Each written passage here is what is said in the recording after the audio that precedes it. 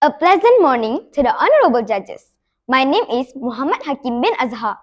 Have you all heard about how a small act of kindness goes a long way? Buckle up your seats and lend me your ears as I am going to tell you a miraculous story of how a boy came to receive great help in times of trouble for his kind deed. The title of my story is Raven Boy. Once upon a time, there was an orphan boy who lived with a fishing tribe by the sea. He liked to be alone. The people thought he was proud and did not like him. Every day, the people went out to sea in their canoes. The orphan boy went along too with a small canoe of his own.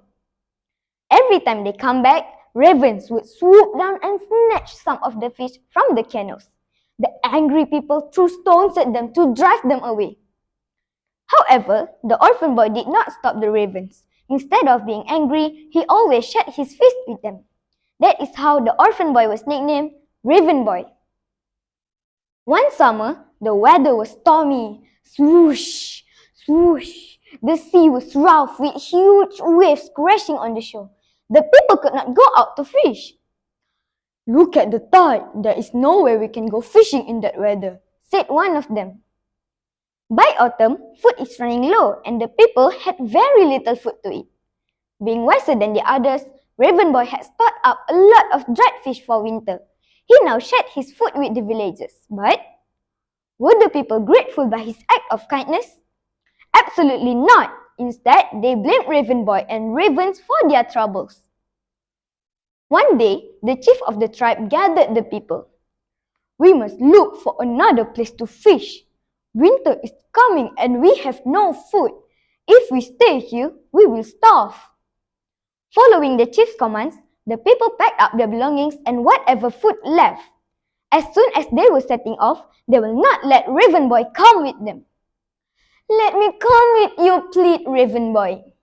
"No, you cannot come with us. You must stay here. Otherwise, you will cause trouble for all of us," said one of the tribe members angrily. Raven Boy was very sad as he was about to be left alone. For 2 days, he had to go without food. On the third day, Raven Boy heard a raven's call outside of his wigwam. "Ah! Ah! Ah!" He looked out and saw a freshly killed hare laying on the ground. Raven Boy happily cleaned and roasted the hare. "La la la la la la la," he sang as he cleaned. "Finally, I have some food to eat." He ate his fill and sieved some meat. He was on cloud 9. At least the ravens were his friends. Raven Boy wondered what would his friends bring him the next day. But no ravens appeared the whole day. Then, just before nightfall, Raven Boy saw a huge black patch in the sky. It was the ravens, thousands of them. They were carrying a whale. Raven Boy was very surprised. He cannot believe what he saw. Once again, Raven Boy thanked them joyfully. Meanwhile, after sailing for quite a while, Raven Boy's tribe could not find a place where there was enough food for them all. Feeling miserable and starving, they journeyed back. The people were astonished to see Raven Boy looking so happy and well-fed.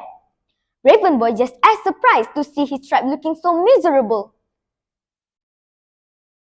They all began to wish that they had not been so unkind to Raven Boy. The chief called out to Raven Boy, "Please let us land, Raven Boy." To which Raven Boy replied, "I want peace with my people. You may land."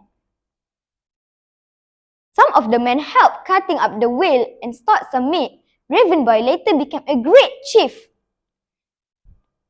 His tribe always had plenty to eat, for the ravens always brought them food.